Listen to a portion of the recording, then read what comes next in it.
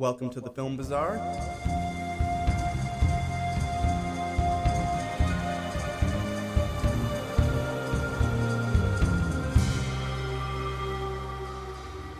Your one-stop shop for everything you didn't know you needed to watch this weekend. I am your host, Ethan Hutchison, and here is my co-host. I'm Jeff Hannock. And this week, we're talking about The Beach Bum. Jeff, how'd you feel about this one? I mean, if you want to waste like an hour and 35 minutes of your time, I mean, I don't, but I did, so here we are. Oh, brother. Man, I was really looking forward to this one, too. This wasn't on the top of my list, but it was up there for sure. It had Snoop Dogg in it. That should mean it's good. Well, okay, yeah, Snoop Dogg in it for sure, but Snoop Dogg in it, Jonah Hill, Zac Efron, Matthew McConaughey, Martin Lawrence. Yeah, fantastic cast. Directed from the guy who made Spring Breakers, which I just watched recently. Good movie, honestly. It was so much fun. Yeah, it's a fun movie. Seemed like a perfect recipe for some sort of, I don't know, laid back story about.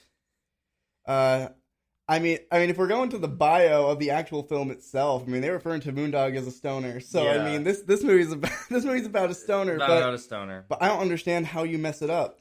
But the only thing that carries over that's good from Spring Breakers is the lighting and the colors. That's it. Everything else is boring and forgettable. It has its moments, but so I think there's slightly more credit than that, but not much. I don't know, man. Snoop Dogg wasn't funny, and that was a big thing for me. Like, I just watched Scary Movie 5, and Snoop Dogg literally makes that movie. I know it's like, a meme and it's a joke, but like, oh my god, Snoop Dogg makes that movie. If you haven't checked it out, you need to check out the Snoop Dogg scene in Scary Movie 5. But anyway. I agree with that. Do you want to try to do the recap? Or at least as best as you can? I'll help you out if you need it, because I know... I actually did write down, like, beat for beat some things that happened. So, yeah, I can... Yeah, okay. That sounds good.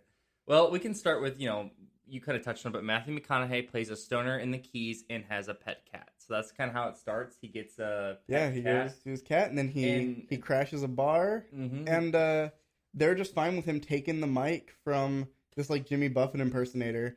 And Jimmy Buffett's actually in this movie, yeah. So that's an interesting, like, tidbit.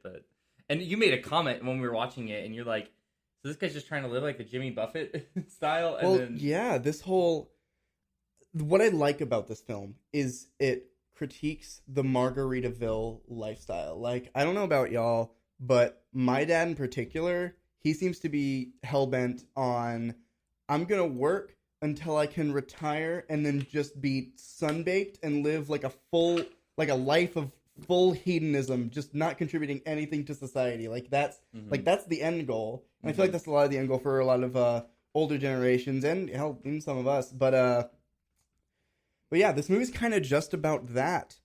I know we said we were doing a plot recap, but believe it or not, we kind of are right now. Yeah. Just talking about the fact, I guess we'll talk about Matthew McConaughey's character, because he's interesting in concept and on paper. And as a real guy, because it's actually based off a real guy. Yeah, it's based off a real guy. This is not an accurate interpretation at all. But Matthew McConaughey plays Moondog. If you look up Moondog on Google, he's credited as a 20th century philosopher, poet. They treat him like a prophet. Musician. God.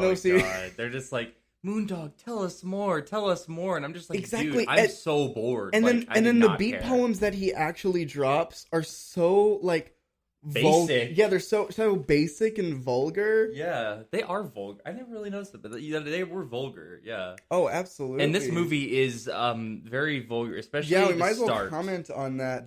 It was like, I almost want to say tasteless.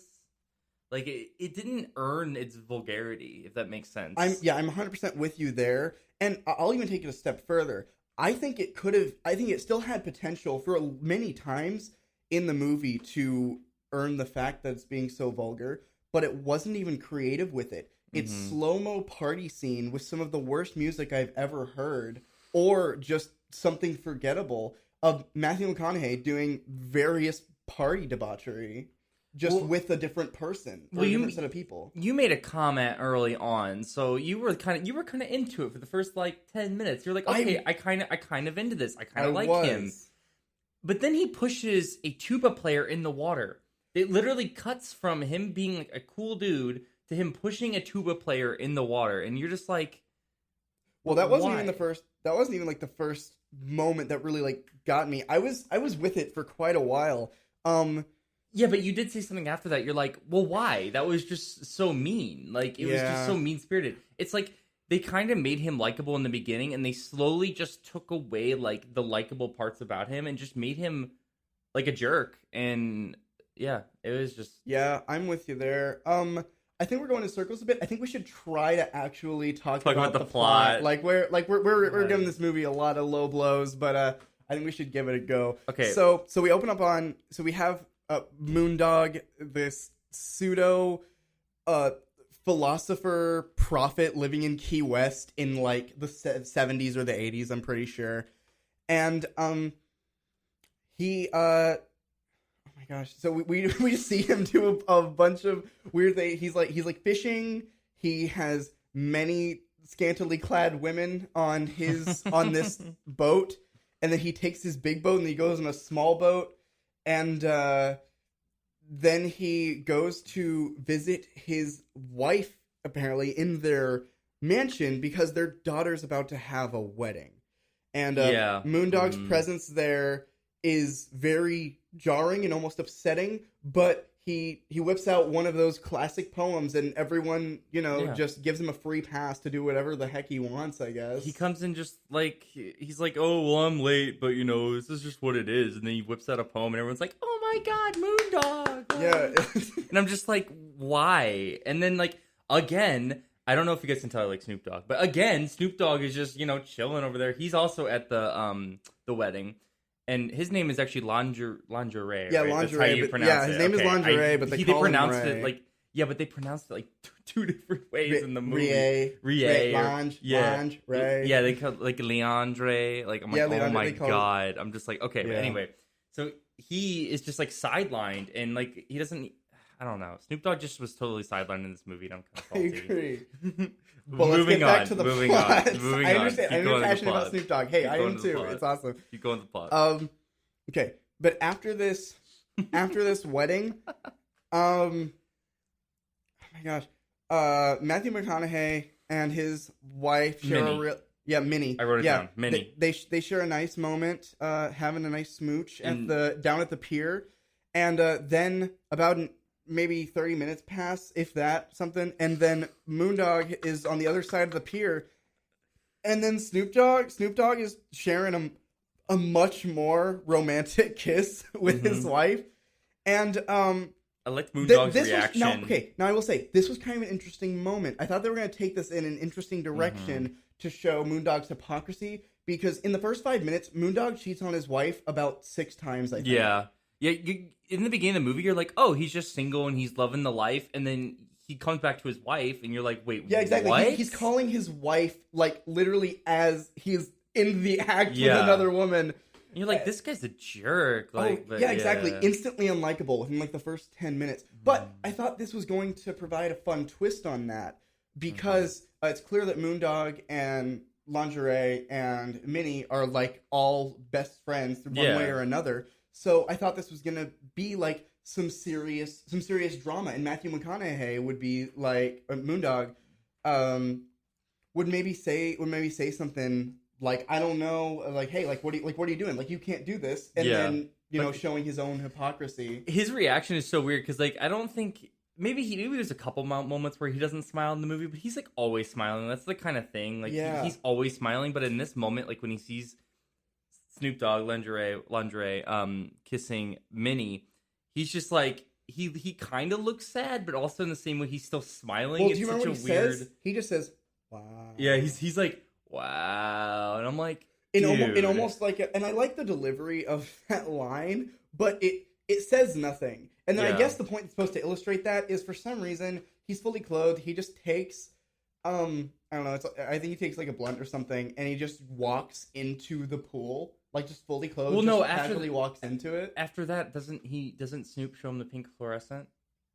No, that happened before. I'm not even mentioning that because it has hardly any weight on the plot. It's like a subplot at best. I know, but it was like the best part of the film for me. That scene with the pink fluorescent. I'm just saying. Do you want to talk about? I'll just beat around the. Yeah, it's just a gigantic like. I just thought it was comical because this is like Snoop Dogg's like arc, if you will. Like it's just about this pink fluorescent, and he's like, "This is all I smoke. This is the best stuff I've ever had." Like it is, but it's just basically this big like Christmas tree of weed in a pink room, and it's really great, honestly. It had me like dead in my. But anyway, I just thought it was so funny, and it comes back later on, which is such a weird plot beat to come back. But I thought it was one of the best parts of the movie because it's just a pink room with the Christmas tree. Yeah, no, I'm with you. I thought that scene was great, and great lighting as well. Yeah. Oh yeah, no, it's one of the prettiest scenes in the whole thing. It just has no weight on the plot for some reason. Like the plant comes back later, but it's basically pointless. It's just another excuse for Moondog to take advantage of people. Yeah, Moondog just does it again. He's just like, oh, here we are. But we're getting ahead of ourselves. Because there isn't much plot to this movie, but like the first act has a bunch of stuff happen in it. Yeah, that like is worth mentioning. I will mention this though. It was very unclear. There was a point where I turn over to Ethan and I'm like, is this a flashback? Like it was really unclear, like with the chain of events that were happening, because like some things would happen, and you're like, oh, so is the reason why Minnie and the reason Minnie and Lingerie kissed is that why Moondog is just out in the beginning and he's just exploring the world, but it was never clear if that was a flashback or not. If that was real time. That's an interesting aspect. It was really confusing, and I was like, I'm waiting for you to tell me, is it a flashback or not? Well, this brings up a great point. So I've done some research on this before we get back to the plot synopsis. Oh, okay. Harmony Korine, the director of this film and writer of this film, it's apparently intentional. The time dilation stuff is apparently intentional. Now, I can't tell you anything past that, like what the intent is. All I know is Harmony wanted you to feel like you didn't know what was going on for the first act and apparently get bored by the rest of it. I don't know. That was apparently intentional. Why make a film like that? That's not even, like, clever. Harmony seems to think it is. So I don't know. But let's get back to the plot synopsis here. Oh, boy. So yeah, Matthew McConaughey takes his blunt, walks into the pool. Is just everyone's like, sir, what's going on? Because no one else is swimming. Everyone's in suits, and he's just in his weird Moondog outfit. Tons of weird outfits in this film. And then he just walks into the water to show us that I guess he's sad that they kissed, but we can't even really tell because he's not emoting properly. Mm-hmm. He talks to his daughter a bit. There's really not much to mention there. And then now we learn he really is sad. Where it cuts to another scene where he goes to a bar. I mean, he's already messed up, and he's going to get even more messed up. He has his visor down. Yeah, like, he always has this visor on. He's got glasses and a visor on, and this is like the first time. Like I did think that was kind of funny when the visor came down. To show that he was sad. No, there were interesting aesthetically, I really enjoy this film on just a purely aesthetic standpoint. Like the way this film looks, the kind of like the style, like the actual prop and like set design and stuff like that. I think it's really solid. It really immerses you, but the story is so non-existent, exactly, and not something you can root for. I just don't know what to say about it. I want to make sure we're not skipping something here. Lewis comes in after this, correct? Is that's Jonah Hill's character? That's Jonah Hill, because you really loved him. Well, I loved him, but he really doesn't have much bearing on the plot. So except for his accent's amazing. That has no bearing on the plot. Yes, I agree. He's a great character, but that has no bearing on the plot. Honestly, Jonah Hill was the best part of this film. I agree. So Moondog goes to the bar to get more messed up, and Minnie meets him there. At this point in the film, you can't tell if it's a flashback, if it's a dream sequence, if it didn't really happen. You don't know what's going on. And then they leave together. Minnie is also apparently messed up. It's not clarified, but I mean, we're to gather that as it goes on. They go dance at a pier. It's a really long sequence. It's like a 2 or 3 minute sequence of them just dancing on a pier while Matthew McConaughey has this like fanny pack speaker thing. It looks cool, but I don't know why he's wearing it. I literally wrote in my notes, "Cool speaker." Yeah, no, the speaker looks sick. It's dope. But it's dope. yeah, but he's wearing it, and it plays this really old. It sounds like some sort of like 50s ballad about. I don't even know what it was about. It was something about love or losing love or like fate, something in that sphere. And then, long story short, they go in a car. Minnie is driving, and they get in a, and then they get in a car crash. Accident. Yep. And this is really where the movie lost me. This is seriously the moment where I was like, I was hanging in there, but I just, I kind of knew where things were going. I don't even know. I don't even really know what to say. But this is where I lost my hope for the film. Was this like 30 minutes in? Like, was this literally the first act, and then after the first act, it just went to acts? Yeah. No, I think so. This is probably somewhere between the 20 and like 40 minute mark where this happens.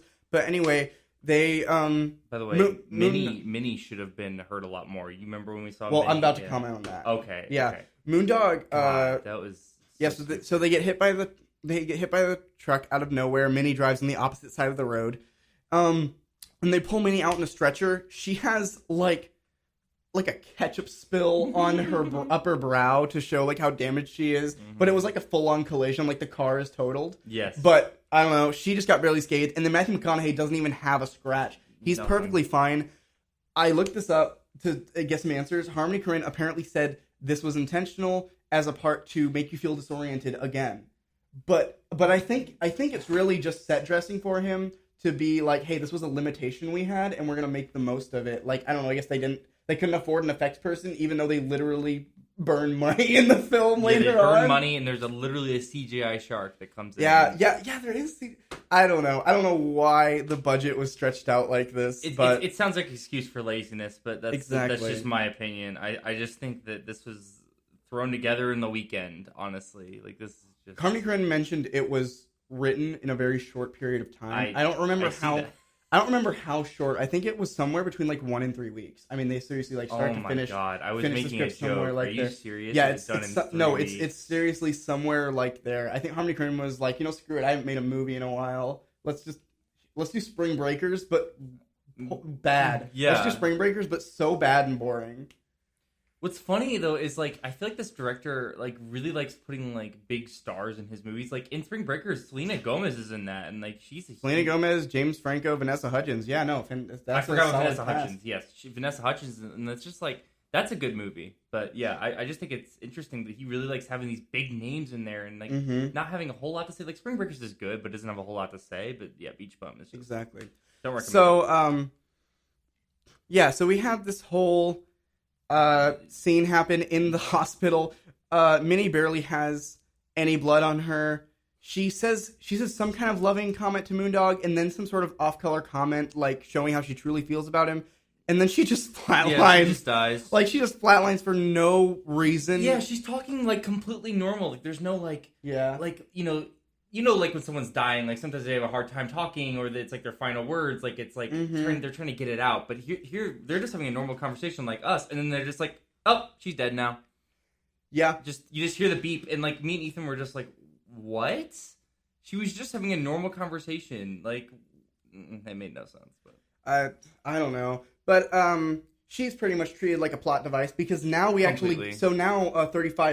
35 to 45 minutes in, we finally get to understand what the plot is, as little of it as there is. It's a road trip. I mean, it's a road trip movie, kind of like in the way of Finding Nemo is a road trip movie, how you just like go from place to place and you're like, oh, there's somebody there. Cool. Oh, there's somebody there. Well, exactly. Cool. I mean, yeah, he goes on the typical hero's adventure, but he's not a hero and it's not an adventure. Like, I don't... Yeah. So I guess we'll talk about what the actual plot is now. Now that Minnie's dead... apparently all the money, I thought because Moondog was like a famous poet and stuff, some of the money was his, but it's not. Oh. It's like all in Minnie's family's name. Okay, yeah. So this is like the one important thing about the story. Exactly. Okay. So now that she's dead, Moondog has to write he's been put in her will. So Moondog evaluates Minnie's will, and the will is weird. It's saying that as long as Moondog finishes his book, Mm-hmm. he'll get his portion, essentially the inheritance. Which I'm guessing is like just a collaboration of his poetry, right? Apparently, it's barely touched on, but it is mentioned a few times that Moondog has apparently been working on a book forever. Like, I mean, you know the typical. And we did forget he's often like seen with a typewriter. Yeah. He's plugging away at it a little bit, but it's clearly like he's trying to treat it like his magnum opus. Like this is the thing that he spent decades on, and he's like, he's not going to finish it. Exactly. Minnie knows that he's not going to finish it, so that's kind of the subtext there. She knows he's not going to finish it, so that's why he's like, hey, if you finish it, millions of dollars, you'll be set for life. And here the film just unravels. Oh my gosh, how does he? I don't even remember. What does he do to get him into rehab? He's homeless. He's homeless on the street for a bit, and he takes a parade of street bums into. It turned into Forrest Gump for a solid 2 or 3 minutes. Yeah, but he takes this parade of beach bums, takes a parade of homeless guys into the mansion, like Minnie's mansion, and they just party and trash the place. And now here, the coolest song in the entire film plays for this section. It was an originally composed piece for this movie, but it's like one of 3 original pieces. So I don't know why they only used it here on a scene that I really didn't care about. But the music here is banging. Like it's this really cool like super futuristic orchestral stuff. And then after that. A lot of stock music after that. Yeah. Oh, yeah. Stock music after that. But plot-wise, Moondog goes to prison. He has the option where he can go to jail, stay in jail, or he can spend a year in rehab. He tries to sweet-talk the judge because apparently everyone knows him. He's Moondog, right? In a really tonally awkward scene.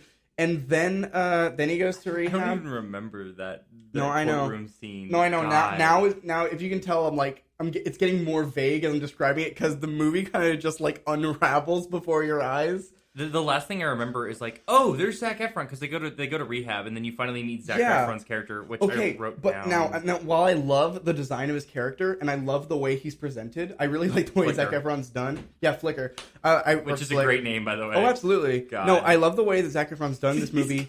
He's got these like tiger stripes. Actually, fun fact: Harmony Korine said that for the design of Flicker, they specifically wanted the sides of his hair to look like a panini press. They specifically designed his hair after a panini sandwich. What is this guy on? Everything. Apparently.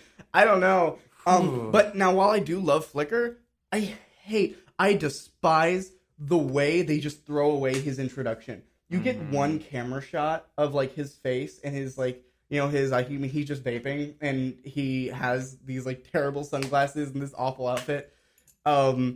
And then you see him like look at Matthew McConaughey from across the room, and apparently that's all they needed. And then the next thing they're just playing basketball together. Like, don't even try to foster that relationship. I have no reason to care about these people. They're already just hanging out and just like being like blood brothers in rehab. Like exactly, just like really. And then like the next thing is just there's a lot of montage in this movie, and the next thing is just a montage of them getting into trouble and actually eventually breaking out of rehab. So rehab's like a 5-minute plot beat. I wrote it down in my notes, and I immediately regretted it because I was like, I thought it was gonna be like a big part of the film. Like I thought this was gonna be the second act, and I'd be like, okay, we get to watch Moondog get his act together, and then maybe like the actual forming of the story will like get its act together. Like I thought it was gonna like give me like a mind blowing moment like that, and it just doesn't. It doesn't, because as soon as Flicker and Moondog they go to wherever Flicker's staying, this weird like condo in this Key West rehab facility. Flicker says like, "Oh, you should just go." And he's a weird kind of born again Christian. He like tries to use the Bible and like just the presence of God as a way to justify his like terrible behavior. Yeah, his terrible actions. Now that'll be fine. That's a really cool way. Like I like the way they approach that. Like he talks about how he's like F yeah, it's Christian metal, man. Like, I really like that angle, but they do nothing with it because his behavior is never discouraged. It's just, okay, I'm going to be this now. And he pitches to Moondog. He's like, hey, we should break out of here. Because, of course, I mean, how more cliche could you get? And then Moondog having learned nothing, smokes a bit of weed, drinks a bit of booze, and he breaks the window. Not even just trying to leave the door of rehab. Just, break the freaking window. Immediately has the cops on his tail. They steal a go-kart. No, sorry, golf cart. They steal a golf cart. I will say, to take this to a positive turn, this was the one montage in the movie that looked fun to me. Like they were doing like awful things, but exactly. I was like, oh, you guys are having a good time. I thought it was going to be like a buddy cop thing. Yeah, almost. But later on, and by the way, if you can't guess, Flicker is just kind of like gone. After this, Flicker just leaves the movie. Zac Efron's doesn't ever come back. Zac Efron in this movie, they break out, they party for a bit. You get the same freaking party montage we've already gotten 2 or 3 times already. Except this one looks fun. Well, yeah, this one looks fun, but it's like same music, same slow-mo, same shot. It is. I don't know what this adds to the story besides showing us, wow, these guys really don't get bored of doing the same 3 things. I mean, I'm just saying, this is obviously not a spoiler because like we're gonna get there, but like it's better than the Martin Lawrence stuff that happens later on. So I will take it over anything. Dude, we've already claimed Minnie's death. I have no problem spoiling this movie because I'm actively discouraged. I'm trying to actively discourage people from watching it unless you specifically like train wrecks. But this isn't even a fun, bad movie. No, this it's just not. made It's this not just The Room, upset guys. me. It's not The Room. No, it's not The Room. This just upset me as I was watching it because you get fun characters and then they come and then they go. Yeah, they leave as fast as they arrived, and then you're just left with stupid Matthew McConaughey again. Now, I love Matthew McConaughey. Not in this. But I hate Moondog. I hate him. Oh my god. I wanted to like Moondog so much.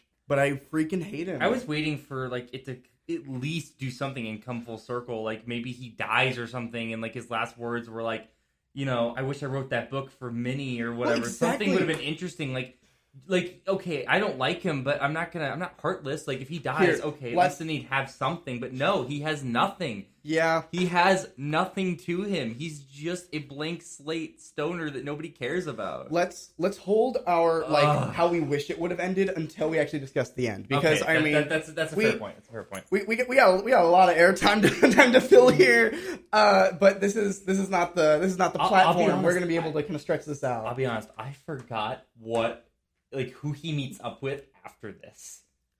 Is it okay? Snoop, hold on, or is it Martin Lawrence? Let me. I don't. Oh, now you have me second guessing it. No. God, it is. I have no idea. That is how forgettable this movie is. Yeah, if that tells you anything, that we wrote notes about the plot and we still don't know where we are in the story. Okay. Well, I wrote a quote down that happened in this scene I liked. I snickered at, which is the first time in the movie, other than the pink fluorescent weed Christmas tree. I'm moist right now. I'm lubricated. And then freaking Zac Efron goes, "Power to it, brother." Yeah. That was funny. I was like, I would be down to watch these two. Matthew McConaughey's unlikable, but Zac Efron was likable. So I'm like, okay, so is this going to be one of those things where it balances the other one out? And I'm like, okay, I would watch a buddy cop film about these two, but exactly. And before we go on, Martin Lawrence is next. I did remember. Okay, you do remember that. Yes, I do remember that. The worst part of the film, in my opinion. I agree. Oh my god, so misused. I agree. But I will say, Captain Whack. A really weird thing this movie keeps doing is the cops just can't seem to get to Moondog for some reason, and he doesn't try that hard. They do the math. Dude broke a window. Yeah. He steals a golf cart. 2 people missing from rehab, which if you do that immediately, you get 5 times the regular rehab sentence in prison. You hear the cop sirens going after them immediately after the golf cart. If they did that, I wish they just broke out with the golf cart and we didn't hear sirens. We didn't need to know the cops were on their tail, and then we just saw them later. As they were partying, maybe some guy knocked on their door and they had to really get out of there. Yeah. And it was oh, he's on the run. I can get invested. But it's not. They have him and Zac Efron. They have this tender goodbye. They're able to party for an entire weekend. With no consequence. And then Matthew McConaughey doesn't even take a vehicle out. He just walks away. And apparently no one's tailing him. Yeah, and also, like, this is skipping a little bit to the Snoop Dogg part. Well, let's no, it has to do with what you were about to say. Okay, I gotcha. So, Lingerie says, so there's a warrant out for your arrest, Moondog. You better be careful. And I'm just like, yeah, we know about that. But if he knows about it, how have the cops not caught him yet? It is unbelievable and bad storytelling. See, it came back. I told you. Yeah. No, I appreciate it. Lingerie even makes a comment about it. And then Moondog's it's basically really? An exposition dump out of nowhere that's just like, hey, remember the cops? Yeah. Harmony forgot. So. Oh, and then that's it, by the way. It doesn't ever get mentioned again, ever, so. Gosh. But anyway, let's go to the next scene. Here we go. So Matthew McConaughey goes to some pier. Do we know why he's going to the pier? No. Do we care? No. And he's just there. He meets Captain Whack. Yeah. That's his name. And then, so he's just chilling at the pier. And then Martin Lawrence, in the cheapest sailor costume I've ever seen. He got it at Party City. Oh my god. This stupid piece of fabric looks like not even high school. This is junior high theater, like, kind of wardrobe here. Looks like a crappy Halloween costume. It looks so bad. I don't know how. Where did the budget go? I just don't know. To the shark, which we'll get to. Oh my god. The shark is where the budget went. Okay, yeah, you're right. To the shark. Anyway, this is Martin Lawrence, known as Captain Whack. And he talks to Moondog about something or other. I don't know. I don't care. Oh, well, and then he's a cocaine.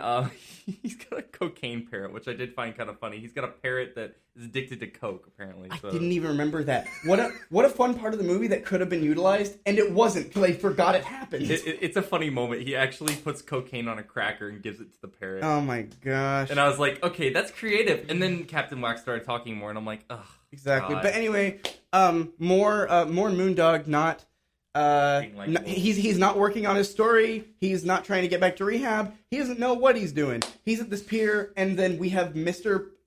You know what? We have Mr. Plot Device, Mr. Whack, to come save him, and he takes him to under his wing. And maybe this is the moment. I'm sad that you mentioned the coke thing because I was going to try to save it, but I thought that maybe in this scene, like, okay, he was weirdly represented, but maybe this would be like someone from Moondog's past who's like shaped up, and like maybe he's gonna try to like sober him up or at least like give him some insight. No, he goes there. He has all the booze, weed, and coke that Moondog could want. Yep. He just has everything. You made a comment like they had like wheelbarrows of freaking weed. Like exactly. it is enough weed for like a year, dude. And how am I supposed to believe this? This guy, Captain Whack, he runs like a dinghy. Like, he takes families out on boat tours in the ugliest boat I've ever seen. How can this dude afford all of these drugs? Because it goes toward the weed. It doesn't go towards his boat tours. Okay, but if that's how he's making his money, there's no way he's making enough money to get all of that. Agreed. It is ridiculous how much weed that they have. And then, it's whack. Yeah, it's absolutely whack. Yes. And then, good stuff. And there's I don't even remember what's said here, but there's a mildly touching moment. With the family, right? No, before the family. Oh, before the family. Just Captain Whack and Moondog talking. It's really jarring. I don't know if you remember it. There's probably don't. But I just remember the coke parrot. There's this one scene really quick after they're high, drunk and high and messed up out of their minds. And Moondog and Captain Whack, God, I don't even remember what they talk about. But what I'm trying to illustrate is the fact there's a harsh tonal shift. They cut out the music for the first time. There's too much music in this movie. There's like always more music than dialogue. Yes, exactly. There's always a dumb soundtrack playing, and the good music's far and few. But this scene's completely silent, so you think it has weight on the plot. And like, okay, maybe this is where like Moondog like turns himself around, or maybe he's gonna leave Captain Whack, or like maybe we're gonna get a sincere story. But it's not. They pretty much just Matthew McConaughey spouts some pretentious BS that he wrote like 20 years ago. Mm-hmm. And then the next scene, we get the worst stock music I've ever heard. This is repeated several times in the story, but this is the point where I really recognized like this exact track and realized how often they repeated it. Mm-hmm. It is the only way I can describe it. I kept describing it as like the cheapest French cafe music you could ever want. Like there's an accordion And it's straight elevator music. It's straight elevator music. God, but it's not even good elevator music. You're right. It's not even like it's not peaceful. Right. Yeah, it's not peaceful. It's not soothing. It is jarring. It is grating, and it distracts you from the dialogue. It does. It's something I would expect from like Toy Story. It's like bum bum bum bum bum bum bum bum. It's fucking. I hate it so much. Man. But anyway, they play this scene. It just cuts to the immediate next day. Moondog is on Captain Whack's ship. And then this white bread family comes on the ship with Moondog there because Captain Whack, who cares? Yeah. Who cares about his business? He's just gonna let a random stranger. By the way, he's just smoking weed, and then there's there's the kid. And the kid's right there, like a 9-year-old and a 10-year-old around him. Just right there. This guy sucks. Yeah, everyone in this movie sucks. Yeah, Jonah Hill's great. But anyway, yeah, they're going out to look at some dolphins, and then this is where God, I forgot about that. Yeah, so sorry, I don't mean to interrupt you. No, you can take it. Captain Whack's arc is literally that he just likes dolphins and he wants to find dolphins someday. That's his only thing. Well, no, okay, I think you misunderstood that scene a little bit. What he's doing, he's a dolphin tour guide. He knows, so he lives there in Key West, and he knows areas where dolphins are. Okay, and but isn't he obsessed and he goes with them? to show. Yes, he's obsessed with them, but yeah, but he's definitely seen dolphins before. I mean, that's the whole reason. That's how he runs his business. He promises people that he can see dolphins, and I mean, even with the real industry, it's hit or miss. Okay, so the reason why I might have interpreted that wrong is because we're at the point, so I can talk about it. So Martin Lawrence goes to go swim.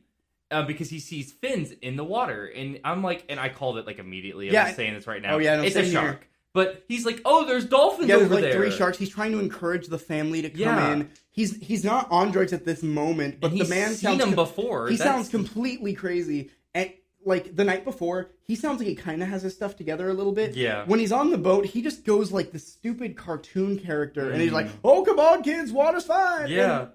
And then Moondog, by the way, the dumbest person I've ever seen in a film that I can think of right now is literally saying, "That's a shark." And Captain Whack is being like, "No, those are dolphins." Moondog is high. Yeah. Moondog is literally out of his mind. Stoned out of his mind. And he is more competent than a sober Captain Whack. I'm sorry, I don't believe it. I'm sorry, movie. Hey, Harmony, Mr. Harmony, director man, you've not sold me on this. You don't get to do that. Well, so here's where the budget went. There is a CGI shark for literally 3 seconds that infuriatingly attacks Captain Whack. Yeah, you think he's dead. You think he's dead, but the only thing that comes off is his foot. After he gets engulfed by a shark. It is surgically perfect. It is flat. It is like, no, and the thing is, it looked good. Like, it did. Not the actual injury itself, but like the way that they made like the flesh and bone and like the blood look, like that was realistic. The gore in this movie, far and few, is very good when it happens. Yeah, it just didn't make any sense that a shark engulfing you would only get rid of your foot. Well, exactly. Like the way it looked was good, but like it was not a believable bite at all. No, like there was no there was no jagged. There's nothing. It's not a bite. No, there was nothing. And you're telling me, dude was surrounded by 3 sharks, loses 1 foot. Yeah. And why would you cut to the next scene where he has his foot missing? Because they always try to frame it like a comedic scene, but I was prepared to see him like get torn to shreds, and then Moondog has to deal with the fact that he's stoned and he is responsible for this family now. Like, is he gonna take up the initiative? No. There's just a stupid comedic like Modern Family cut to the next scene, and after literally playing the Jaws strings for a bit, we cut back to the same freaking French garbage that we heard earlier. The it's so tonally inaccurate. Oh my god! And again, what makes me so mad is it's not incompetent. If you look up any of the director's notes of what Harmony Korine has to say about this movie, he says, "Oh yes, all intentional," and then he even dresses that same track, and he's like, "Oh yeah, it's supposed to jar you. It's supposed to upset you. Chill out, man." Okay, so here's the thing. The Shining upsets you and puts you on edge, and it's a good piece of film. What is his excuse? You could have good soundtrack. He wanted to do it. I understand that, but you're like, just say to the audience, I wanted to make something that's trash. Don't try to act like it's good because it makes you feel uncomfortable. It makes you feel weird. Don't act like it's good. Just admit, hey, this was a trash movie. No, I don't think he actually is good. I think he just tells it to you straight. I mean, if you look at any director notes from him, he's just like, yeah, this is what I do. I just wanted to make a movie, so I did it. But like, I just feel like that since he made it like the way he did, I feel like he does feel like, oh, well, this is smart because it's supposed to make you feel this way. I feel like potentially, but I think Harmony Korine is such a whack dude. I mean, even if you look at his director's notes from Spring Breakers, it's nuts. I mean, the man is almost as unhinged as Moondog. I think that's why he made the film. Like, he probably sees so much of himself. Oh, that's kind of gross. I'm realizing there's probably a lot of self-insert stuff. Oh, 100%. With Moondog and Harmony. Aw, dude, you're gross. Yeah. Oh, that's nasty. It's anyway, for Matthew McConaughey having to play this dumpster fire. Yeah, it's fine. I'm sure he got paid and he's doing fine. He has tons of great movies under his belt. He's whatever. Jeff, I don't remember what the hell happens next. Well, now it's Snoop Dogg. And no, is it immediately? Yeah. That's what I'm saying. I made a comparison like loosely to Finding Nemo a minute ago. It's like Finding Nemo. You see Bruce, then you see Crush. It goes from character to character to character. Except it's fluid in Finding Nemo. This isn't fluid. It's like, oh, you got your leg chopped off or your foot chopped off? Well, I'm getting kind of bored. I'm gonna go hit up my boy Snoop Dogg. Like there is no reason for him to go there. And then again, like I said, Snoop is like, well, there's a warrant out for your arrest, so just be careful out there. And he's like, yo, you want to hit this pink fluorescent again? And it's just like, okay. And then here's the problem: is there is no dealing with the fact that Snoop kissed his woman. Thank you. Yeah, this is what I want to talk about. There is no dealing with it. There's just Snoop bros again. So when they show Minnie's funeral, it makes me so angry. When they show Minnie's funeral earlier in the film, Snoop is visibly like devastated. Like he actually has really good just facial acting here. Yeah, he is just like he's looking like swag in this movie, by the way. Like no, but he's absolutely devastated. The fact that Minnie just died, but it's not talked about again. Like Moondog and Lingerie, like he pretty much just asks Snoop Dogg like hey, like what's up next for you, and he says something like I don't know, and then he just goes off on like his boat. Mm-hmm.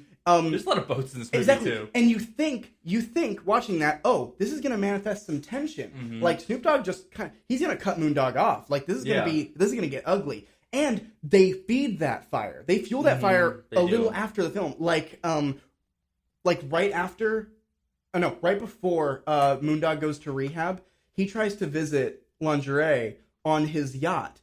And there are big dudes with guns right there, and he like antagonizes them. And it makes you think, like, oh, okay, they've been told to, like, keep Moondog out. Like, Lingerie doesn't want anything to do with him. Now, flash forward to, we're at somewhere in the, like, hour to hour 15 mark, maybe? We're pretty close. I can actually tell you this. I looked, like, 4 or 5 times by this point, and I'm like, is it almost over? Is it almost over? Like, I went up on the arrow, like 5 times by this point, and I'm like, oh, there's 15 minutes left. Okay, great. We're almost done with this. Yeah, something like that. Oh, boy. But Snoop just lets him on the ship. Snoop's on the ship this time. Yeah. And Snoop just lets him on. He has actual Jimmy Buffett is there. Jimmy Buffett's just chilling with Snoop Dogg, Lingerie.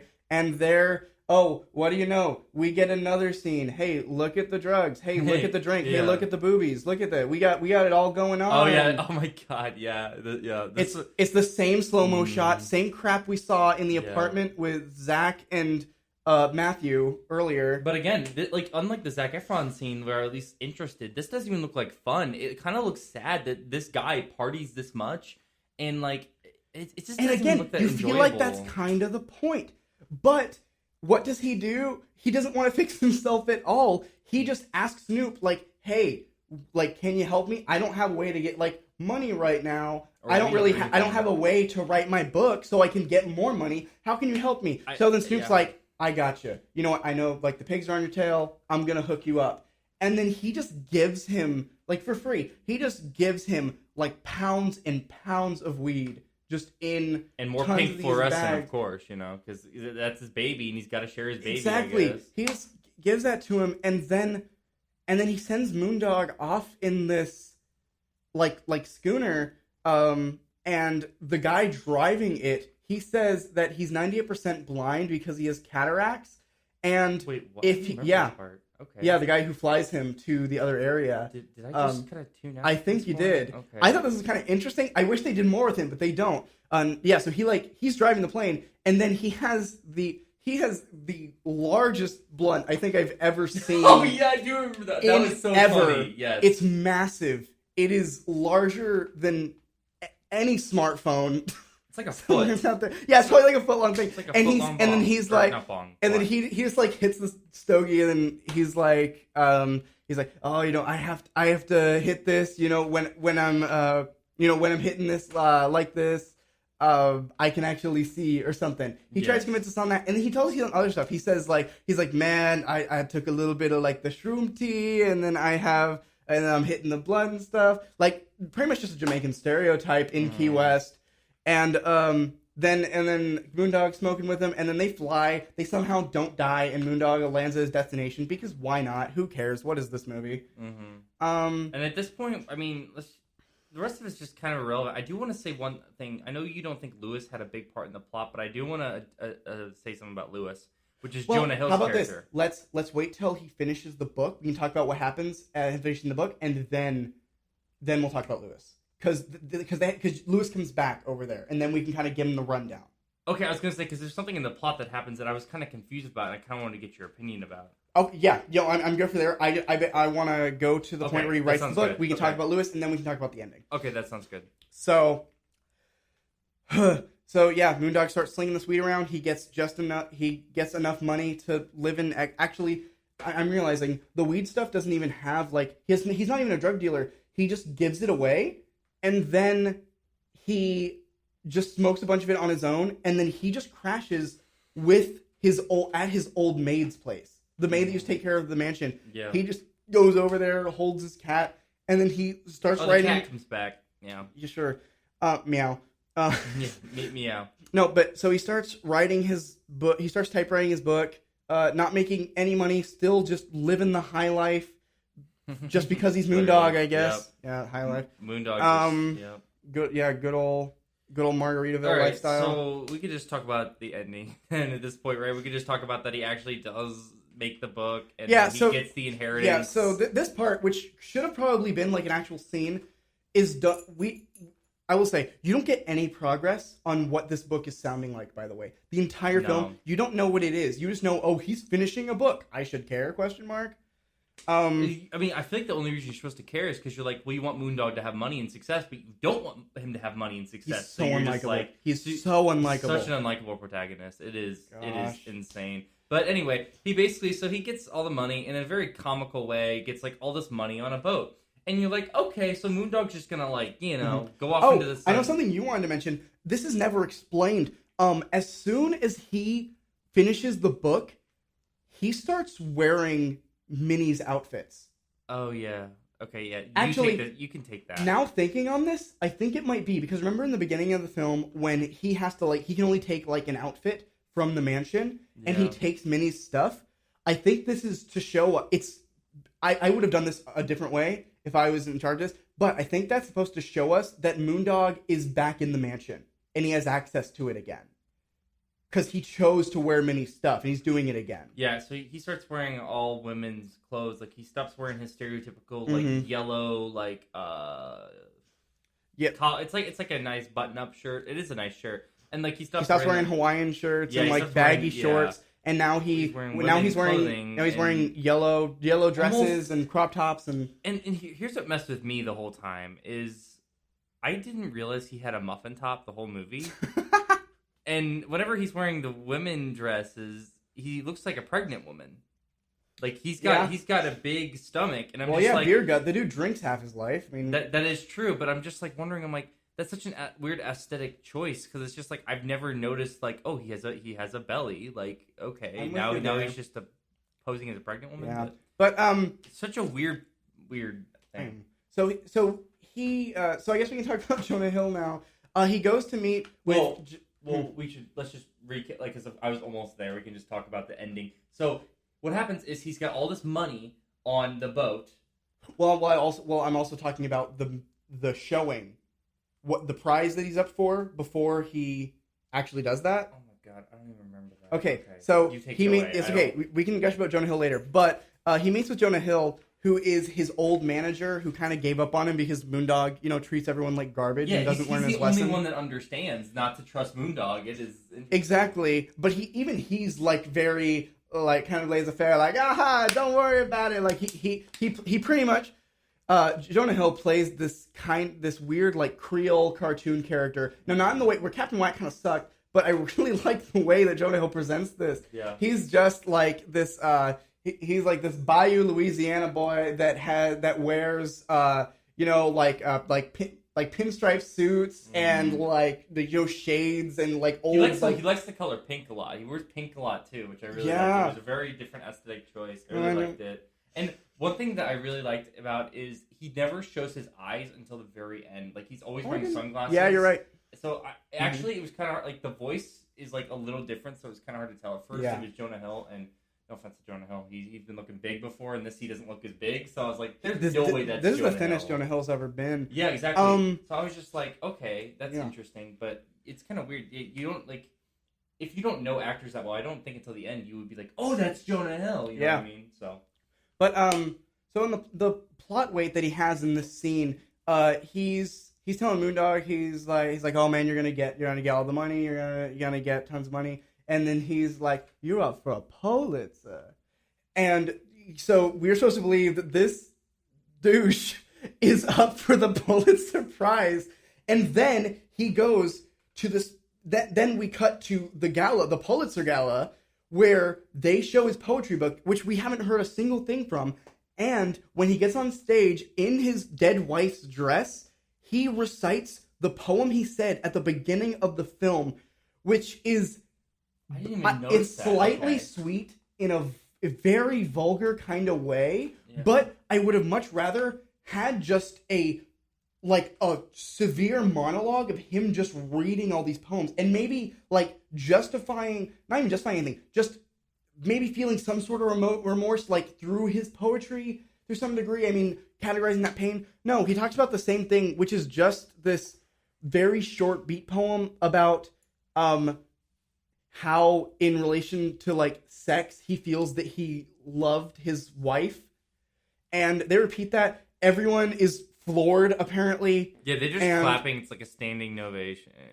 Yeah, he gets a full standing O, and then he's on a phone with his new agent that isn't Jonah Hill, which is never explained why he has. Oh my god! I think I was in a coma, guys. Like after fine. Like literally 15 minutes. Well, I don't even know if it's his new agent. Remember this part. I think it's the white guy in the suit with the glasses who the one who is like in charge of the money that he's going to get from Minnie's will. So I don't know if he's like an agent or whatever. He's seen on the boat a few times. But anyway, they have this weird scene where I thought this was another moment where like, okay, maybe we'll get some redeeming qualities from this. But no.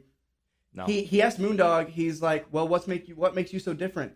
And then this is one of the most unlikable parts of Moondog for me. He's like, what makes me different? Oh, and he gets on his high horse and he starts talking about it, and he's like, I'm not like the suits like with their 9 to 5, like just typical laissez-faire like Margaritaville BS. The one thing you could say about Moondog is at least he was humble. He was still a jerk, but at least like he wasn't like all about himself. You know what I mean? Or at least maybe he is, but he doesn't prance around and tell people that he's like the best. You know what I mean?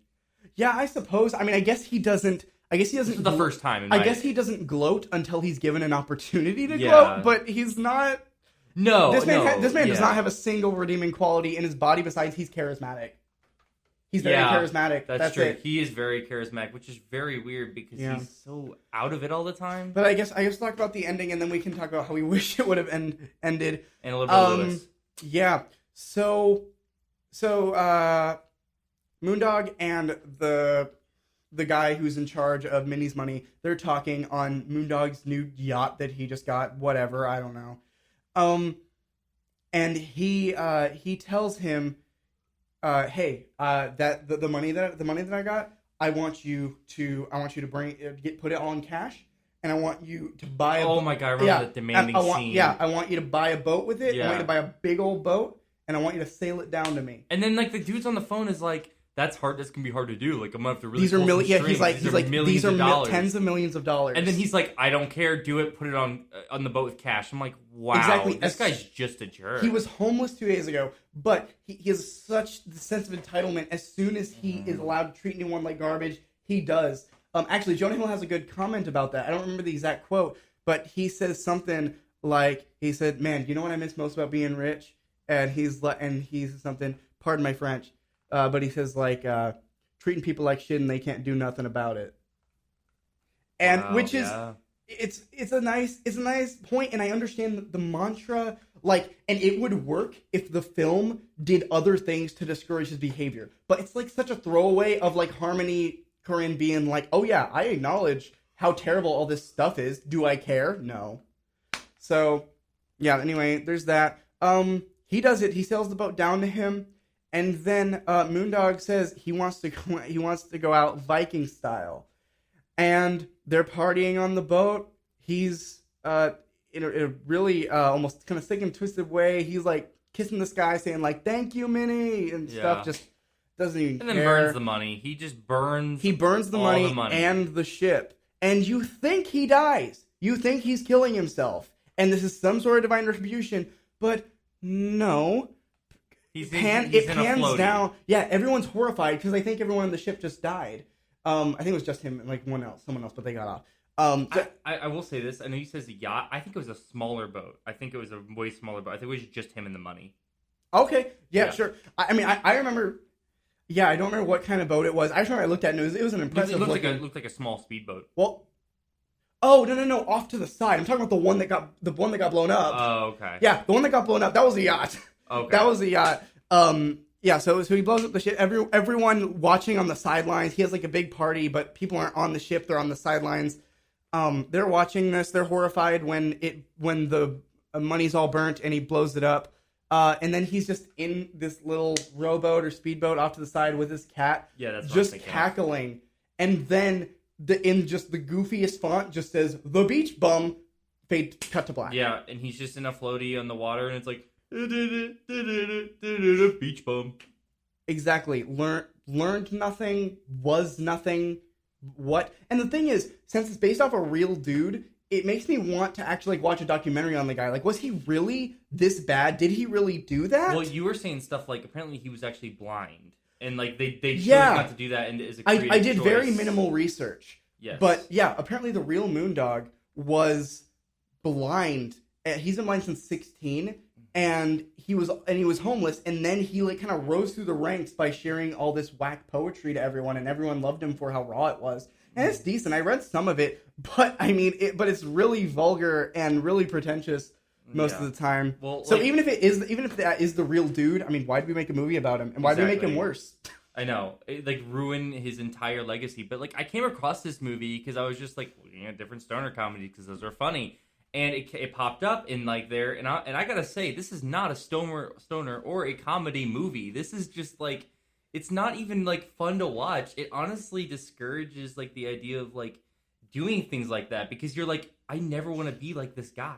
I never want to be this unmotivated and like it honestly it kind of bummed me out a bit. Like it wasn't like it was no Harold and Kumar go to White Castle. Let me tell you, God, no, it was just not great. Yeah, going into this, you think you're gonna maybe get something lighthearted. It's the same beat setting as like Fool's Gold. You think you're gonna maybe get some like lighthearted Matthew McConaughey Fool's Gold, or you're maybe even gonna get like some of the lighter elements or zanier elements of like Pineapple Express.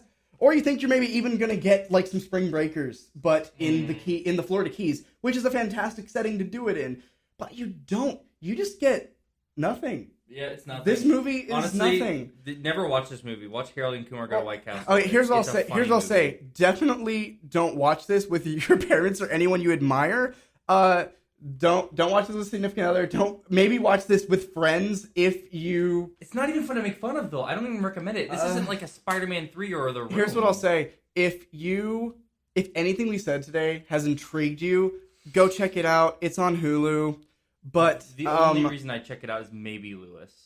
Maybe. And Maybe because his character is different and interesting, and I've never seen Jonah Hill do something like that. Just watch the movie with the sound off, and then just click through various scenes if you want to get some inspiration for like some decent lighting and set design. That's really the most that I can say. You can just watch Spring Breakers for that. Exactly, yeah. Just watch Spring Breakers. Honestly, I think Harmony Korine's out of creative juices, or someone needs to like whip crack him to get back in shape. But just watch Spring Breakers, guys. Yeah, honestly, just watch Spring Breakers. It's actually interesting and it's funny, and yeah, and it has the best like Britney Spears song moment in any movie I've ever seen. It is it rivals against Austin Powers. I will say that it rivals against Austin Powers for sure. Oh, okay, fair enough. That's a great. Yeah, is that a good Britney Spears part? But anyway, Jeff, you have any closing comments, and then I guess we'll go to ratings. Maybe you want to talk about how you wish it would have ended, or something. What do you want the viewers? I just wish it was more fun. It's just like.